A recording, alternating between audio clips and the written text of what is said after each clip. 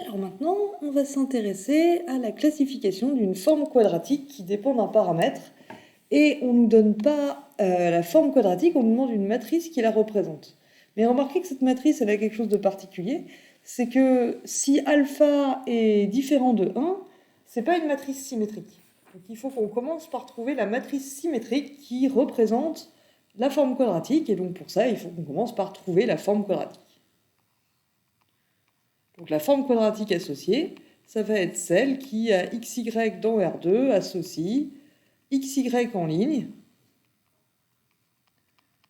fois la matrice A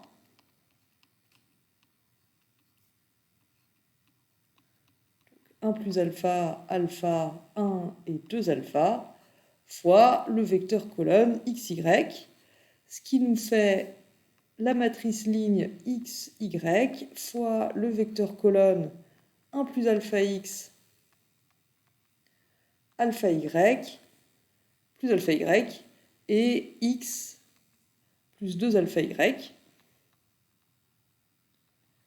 Et donc si je multiplie par la matrice ligne xy, on a donc 1 plus alpha x au carré, c'est pas le 1 plus alpha au carré, 1 plus alpha x au carré, plus alpha xy plus xy,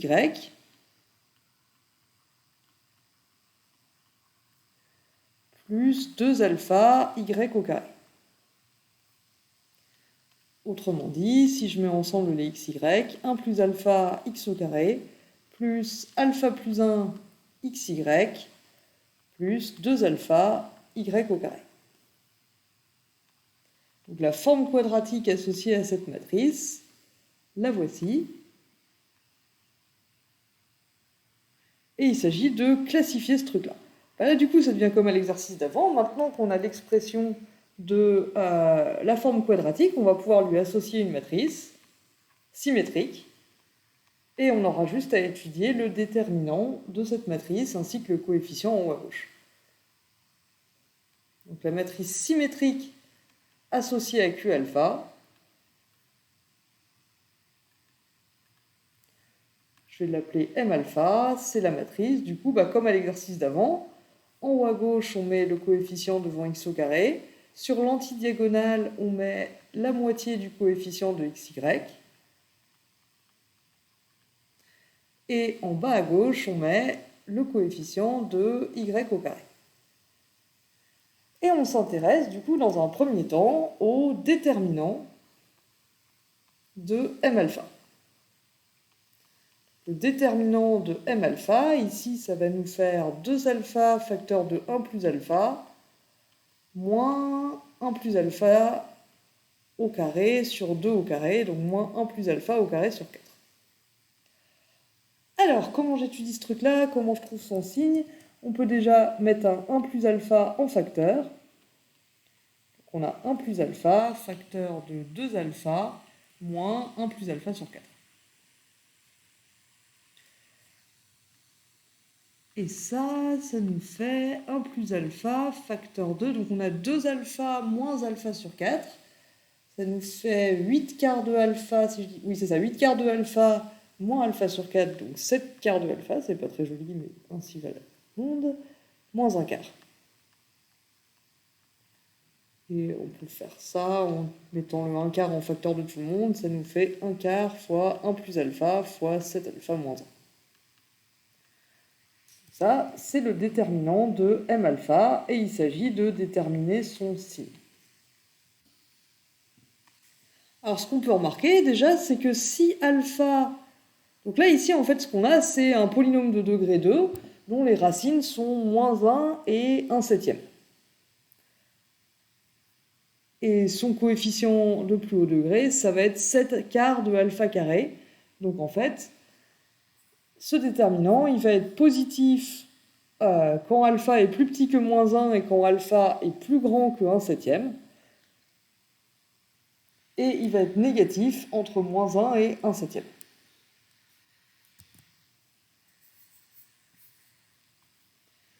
Le déterminant de M alpha est positif si alpha est plus petit que moins 1 ou plus grand que 1 septième. Il fait 0 si alpha égale moins 1 ou 1/7.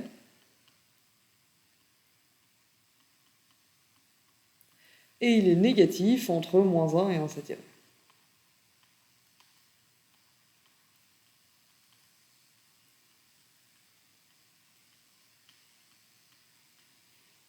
Donc, si on fait un petit dessin, alpha, il appartient à R.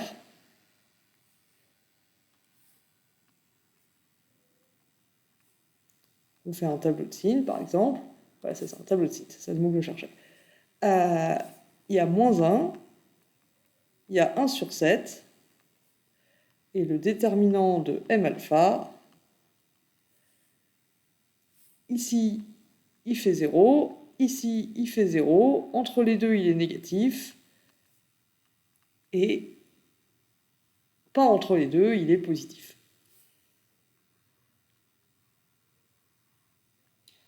Donc allons-y, prenons les choses dans l'ordre. Sur moins l'infini moins 1, qu'est-ce qu'on obtient?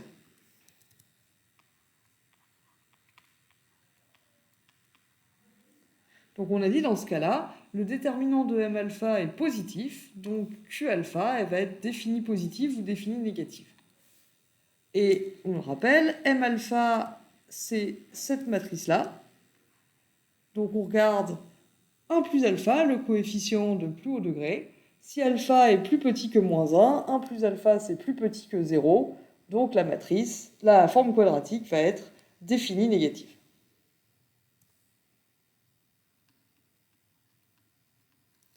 On peut aussi le faire avec la trace. Dans ce cas-là, la trace de M alpha, c'est 1 plus alpha plus 2 alpha, donc 1 plus 3 alpha. Ça va être plus petit que si alpha est plus petit que moins 1, 1 plus 3 alpha, c'est plus petit que 1 moins 3, donc moins 2. Et donc c'est négatif. Donc Q alpha va être défini négatif.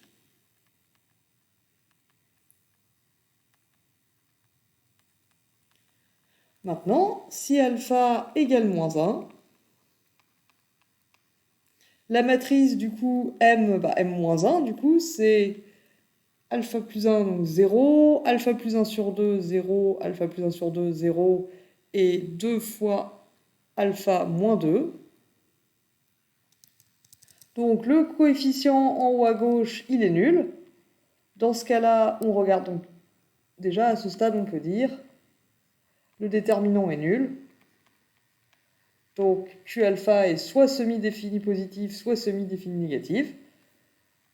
Et le coefficient en haut à gauche est nul, donc il ne nous permet pas de conclure. Par contre, le coefficient en bas à droite est négatif. On peut aussi regarder la trace, qui fait également moins 2 du coup, et qui est aussi négative.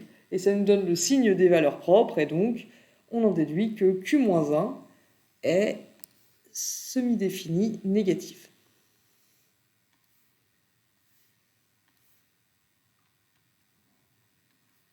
Donc avec ces deux informations, Q-1,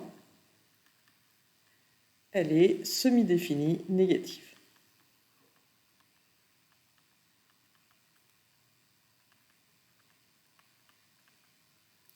Maintenant, entre moins 1 et 1/7, pour alpha entre moins 1 et 1/7, on a dit que dans ce cas, le déterminant était négatif.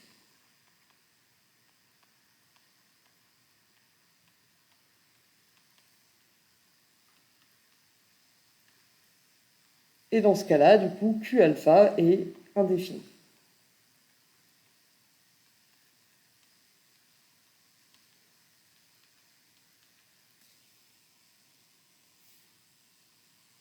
Toc. Maintenant, si alpha égale 1/7, c'est M alpha. M alpha, c'est du coup la matrice à 1 plus alpha, donc 1 plus 1/7, donc 8/7. 1 plus 1/7 sur 2, donc 8/14.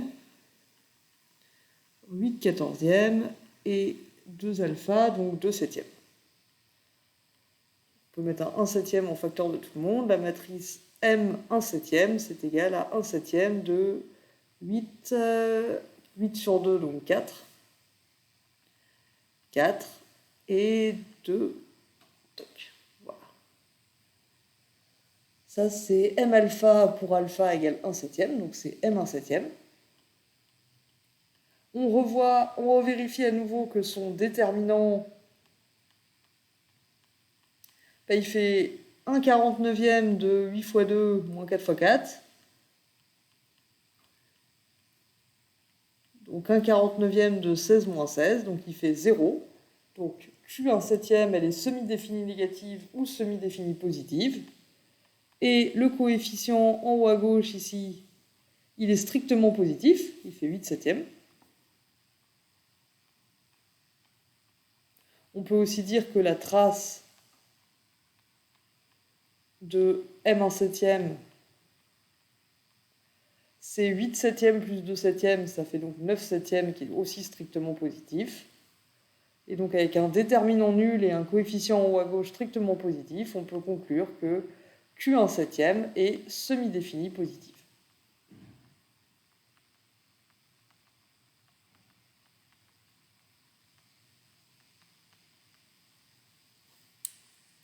Enfin, si alpha est plus grand que 1 septième, on a obtenu que le déterminant de M alpha était dans ce cas-là strictement positif. Et le coefficient en haut à gauche, qui est égal à alpha plus 1, il est aussi strictement positif. On peut aussi dire que la trace de M alpha, c'est donc 1 plus alpha plus 2 alpha, donc 1 plus 3 alpha est strictement positif aussi. Donc, Q alpha va être défini positif. Donc là, selon les valeurs que prend le coefficient alpha, tous les cas possibles se présentent. La forme quadratique correspondante peut être de n'importe quelle nature, ce qui nous permet de faire tous les cas en fait, avec une seule matrice. Et voilà, je crois qu'on a classifié toutes les possibilités. Donc c'est tout ce qu'on avait à faire à cette forme quadratique, et je vous remercie de votre attention.